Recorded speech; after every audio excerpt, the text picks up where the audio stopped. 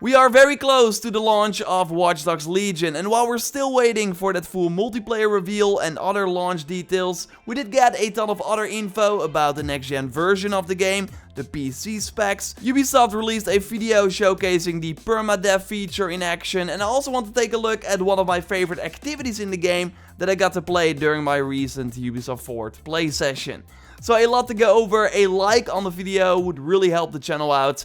And let's go. You can win Watch Dogs Legion in my September giveaway for a 2020 game of your choice. Just click the link in the pinned comment for a chance to win, and be sure you are a subscriber of the channel before you enter, and good luck. I will change the link to the October giveaway once that is available, and also reach out to the September winner via the email. You likely already saw that Aiden Pierce is joining the game as one of the post-launch characters as part of the Season Pass, and we should also get an extra story arc with him. And in the short footage they showed, we already got a glimpse of that. He seems to be captured, and Aiden was, by the way, always planned as a post-launch character, looking at the older Season Pass, where we also see the 4 iconic heroes and the Not In Our Name mission, and also the DedSec car skin. Luckily they beefed up the Season Pass. We now got 2 extra missions called Guardian Protocol and Swipe Right. And these story expansions are new as well, and thanks to the FAQ we now learned that there will be 2 story expansions in the Season Pass.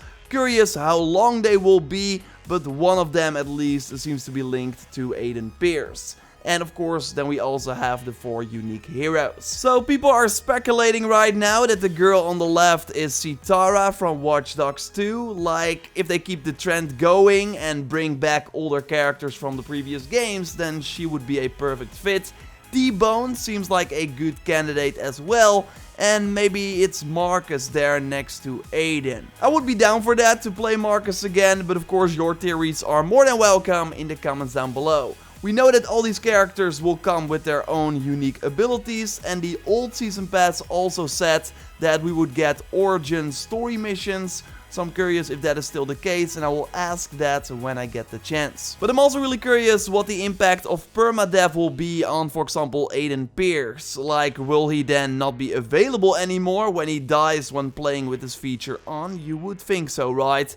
So while permadeath was first a feature that was active for everyone, Ubisoft now made it a separate mode that you can choose at the start of the game. And we now actually got some footage of that thanks to a recent social media video. We see that there are 3 difficulty settings: easy, normal and hard.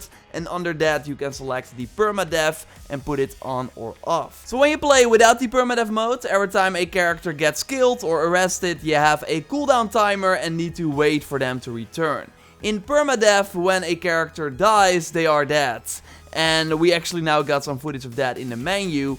But the characters will not always die. It kind of depends on the situation. They could also get injured or arrested in the permadeath mode. So then you still have the countdown timer. But when no character is available anymore, so everyone is either dead or in jail, then your save file is basically over and you wipe completely. So you have to start all from the beginning. It's pretty hardcore. The other Twitter video talks about the different characters in the world that we can recruit and how there will not be characters in the game that will be harder to recruit than others. It will more be about finding them in sometimes obvious locations, like a police officer in a police station or a construction worker at a construction site. But less obvious will, for example, be the beehives that you encounter, and if you like focus on them, you might see a beekeeper there. And I was lucky enough to encounter one in my Ubisoft 4 demo, and we saw her in action during the recent trailer as well. Like, she has this awesome bee ability that stuns enemies and deals quite a lot of damage, but mostly the reaction from the enemies is very satisfying.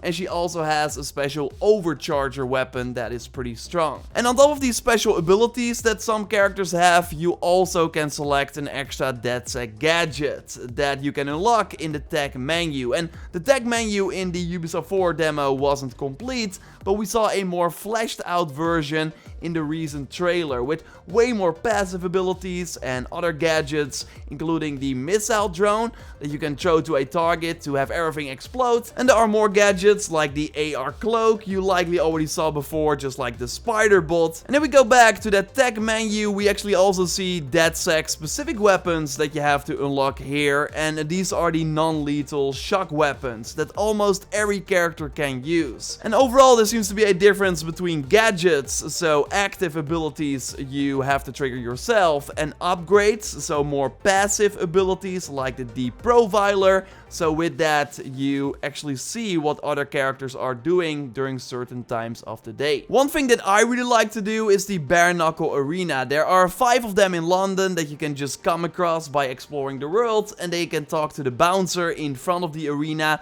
But to enter we have to interact with the device next to the door, and I could get 1000 cryptocurrency for winning, and with cryptocurrency you can buy new outfits for your characters. So how it works is that there are 4 rounds, with each round a more challenging fighter, and you actually also have special challenges per round that you can complete for extra cryptocurrency if you want. So you can get quite a lot of money on top of the prize that you get for winning. And the melee system is pretty straightforward in this game. You got your regular attack, a guard break like a grab, so you can do that when enemies are blocking all the time. And you can also dodge, and when you do that at the right time, you can follow up with a nice counter attack. And it's pretty cool that the champion of this arena, so the boss that you have to defeat in the final round, was not 1 but 2 enemies. I only got to play 1 arena so far, so I'm curious if every boss will be different. But yeah, for this I focused on one of them, so it turned into a more regular 1v1 fight. And what is awesome is that after you win,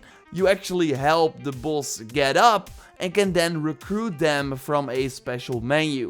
Like here you see all the fighters you've defeated, and they can add them to your contacts list and actually complete objectives to in the end get them on your team and play them yourself. And these characters will obviously be very good in melee combat, so I'm curious if there will be more activities like this that give you special characters that are focused on one certain part of the game. We got the PC specs that you see right here. I will link to them in the video description so you can easily see what is required to run Watch Dogs Legion on PC if you want to. It says uncapped frame rate, so that is quite nice, but I'm not sure if the next gen version goes above the 30 FPS. Because while we know that Valhalla will have 4K 60 FPS as noted by Ubisoft, in the same description I received, it doesn't note that for Watch Dogs Legion.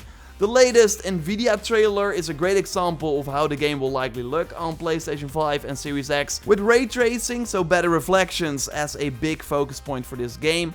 It will also include 3D audio on PlayStation 5, so you can hear where cars and drones are coming from different angles. And thanks to the SSD, there will be of course less loading screens, and it should make driving at high speeds and also fast traveling way smoother. And they actually also use the adaptive triggers on the PlayStation 5 with hand-tuned responses. So maybe that the weapons will feel different when you use them thanks to the DualSense controller. The game is of course out on October 29th, and you get a free copy for the next gen version of the same brand. And good to note is that the physical version for the PlayStation 5 is slightly delayed and will be available on November 24th, while the digital version is available at the launch of the PS5, just like the upgrade. So if you want to play Watch Dogs Legion on the PS5, just get the PS4 version, because then you can play on the launch of the console. And the Xbox Series X version will be available on November 10th. We should learn way more about Watch Dogs Legion as we get closer to launch. I will of course keep you up to date here, bring you new gameplay and way more, so totally subscribe for everything on the game if you haven't already. A like on the video would really help the channel out, and totally check out my most recent Watch Dogs Legion video on the special DedSec home base and some cool activities you can do there. For now though, I will speak to you next time, and goodbye.